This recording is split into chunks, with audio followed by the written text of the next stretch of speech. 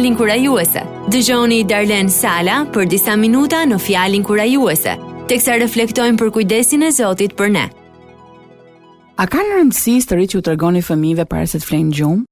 Dua të them, cili është ndryshimi në jetën e fëmijës suaj nëse merrni ose jo pak kohë në fund të ditës për t'i lexuar atij një histori? Disa mendojnë se ndryshimi është i madh. Madje një nga shtetet ka publikuar së fundmi një libër udhëzimesh që i mëson nënat të tregojnë histori fëmijëve të tyre, por gjëra që kanë lidhje me vendin e tyre dhe që nuk janë të shëndetshme për mendjen e një fëmie. Kur lexova këtë mbeta pa fjalë. Është shumë mirë të tregojmë fëmijëve historinë, e së mos histori rreth heronjve të vërtet që ka shumë prej tyre në Bibël. Pashtu është të vërtet që ka shumë histori në Bibël që përfshin dhunën. Shumë prej tyre do të gjeni në librin e gjyqtarëve, që aksidentalisht në një pikë të caktuar të jetës kanë qenë një nga librat më të bukur të Biblës për fëmijët tanë. Por ka shumë ndryshim midis historive që inkurajojnë një person që lufton për atë që është e drejtë dhe historive që lartësojnë dhunën si diçka që ka zhdukur ata që nuk bien dakord. Çdo ditë ne dëgjojmë e lexojmë lajme për dhunën, por dua t'u kthejmë historive që lexojmë parafjetjes. A kanë ato rëndësi? Absolutisht po.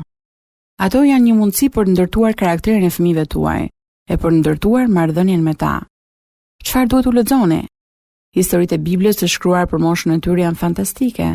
Psalmi 78 i udhëzon bijtë e Perëndis të flasin bijve të tyre për veprat e Perëndis, në mënyrë që ata të shpresojnë tek Perëndia, të mos i harrojnë veprat e tij e të respektojnë urdhërimet e tij. Historitë laike me vlera të mira morale padyshim që kanë vendin e tyre. Biografitë janë fantastike për fëmijët e rritur. Shpresoj të mos e keni problem të lexoni të njëjtën histori her pas here për të vegjëlit.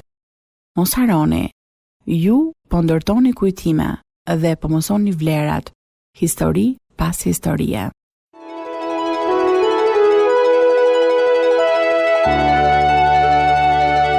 Dëgjuat Fjalin kurajuese të Darlen Sala. Për më shumë informacion për këtë program, vizitoni radioviz7.net.